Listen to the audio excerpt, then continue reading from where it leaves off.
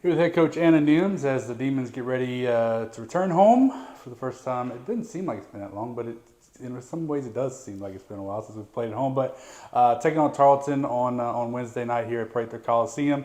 But coach, want to talk to you a little bit about specifically defense. We talked a lot about offense the past couple of weeks with the 80 and the 100-point game or whatever, but going back even further than that, maybe all the way back to the Tulsa game, this defense has really seemed to come together a little bit more and really has played some really good defensive basketball. So thoughts on how this defense has progressed maybe since that Tulsa game to where we are now? Yep, I think their overall communication is getting a lot better. Their ability to really lock in and focus on that scout defense, being able to switch some things up. So it's just that it's more so turning into a next level defense where we can kind of be a little more creative on the coaching end.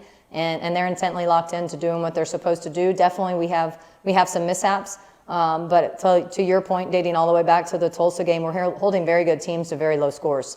And in this past game, I believe we held them to 24% and 35 points, and they've played a tremendous schedule with Power 5 schools.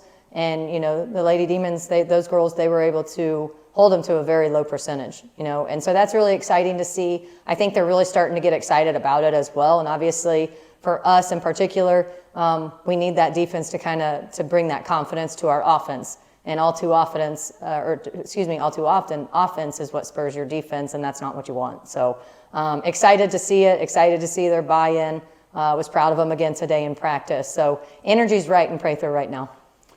A lot of that, I think, also maybe can stem from the fact that, you have like players like Giselle and Carmela and Jazz and Jordan. These players have been around. They kind of know the defense, know what's happening. But talk about the injection of players like Carla, Jermisha, Nia that have kind of added to that scrappiness and in-your-face kind of style that we bring you from time to time. Yeah, I think Jermisha, obviously, she's a freshman. She's playing that 6-7 spot for us right now, coming off the bench, and hats off to her because that's a pretty big accomplishment as a freshman at the Division I level, or any level rather.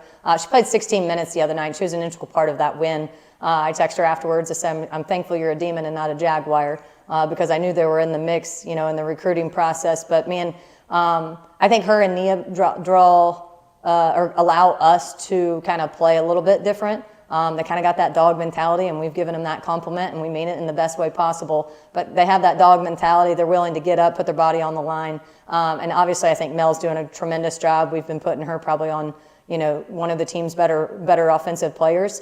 And she's doing a great job, being bought into that role. And then anytime, with Carla, the kid just does everything. She's not flawless by any stretch of the imagination, but her work ethic is pretty darn flawless. And so where she's got that length, she's got that fight, she's able to guard maybe a bigger forward because she's staying locked in and being bought into that role. So just in defensive kids that are really bringing a different look for us. But, we also have Jazz being able to play the perimeter, Jenny being able to play the perimeter and inside, and being able to have J. Todd, our stronger body post player, inside. It's just collectively, I think we're able to play with it a little bit more, and everybody's getting a little more excited, like I said earlier, about being locked into defense and allowing that to be what really gets us going.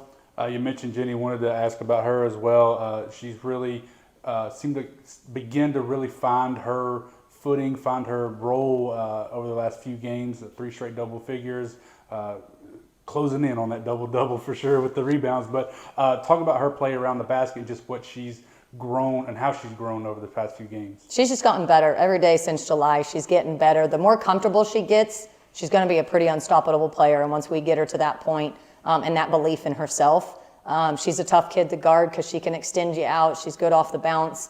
And then again, she gives us that physical defensive presence inside. So again, I think the more she has those aha moments, and we can help her gain that confidence in herself, the sky's the limit really for her. And I believe she's the kind of kid that, if she keeps putting in the work and keep buying in, that's the kind of kid you could see being a newcomer of the year type player. Has the ability, right? And it's going to take a lot of work to get there.